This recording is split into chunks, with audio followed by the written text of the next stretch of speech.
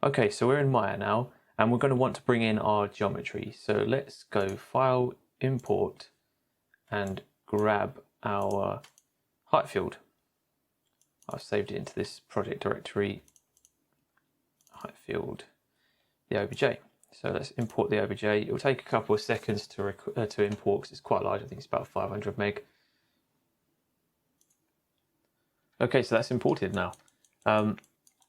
Now for our scene setup, we just need to do a little bit of housekeeping. So the first thing you want to do is you'll want to do your project setup. So I just recommend setting that up, and so then you've got all of the folders, etc., set up for when it comes to rendering.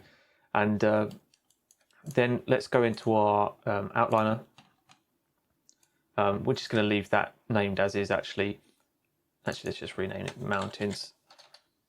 Make it visible.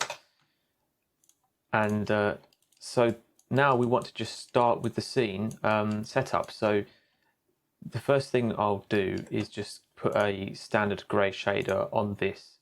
So let's just create an AI standard surface and select the geometry, right click and assign the material to the viewport selection. Increase the weight to 1, make it a mid grey and turn off spec. So that would just be a basic shader for us to set up lighting. And then for lighting, we're going to want a HDRI. So let's create a sky dome with Arnold. This is in the Arnold tab. So create a sky dome and then open up the attribute editor and we'll put a HDRI into the color slot. So let's do that now. File. And then I'm going to put a HDRI in there from, I've downloaded it from HDRI Haven. So you can get the same one. It's called, I think, I don't know how to pronounce this. I think it's Amhlangha Sunrise, and I've got the 4K there, so I'm going to put that in. And then I'm going to go back to, I'm going to select the sky dome again. I'm going to just turn the camera visibility to 0 so it doesn't sharpen our renders, but it still lights the scene.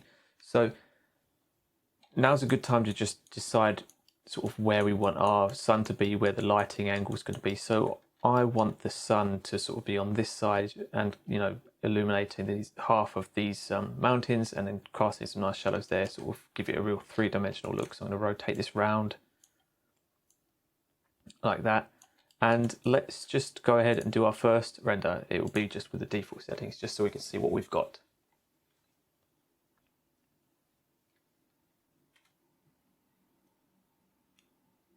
It's not bad. You can see a little bit of sunshine there, but it's not bright enough.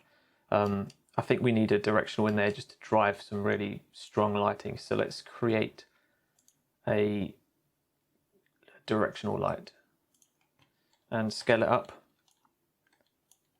And we'll just rotate it so it sort of matches with where we've got our sun. Just rotate it and maybe angle it down a little bit. And then we just move it off to the side. You can move it around, it won't affect the angle or anything, so just move it off to the side. And perhaps just a little bit more rotated around like that. Yeah. And then let's see what this does for our rendering.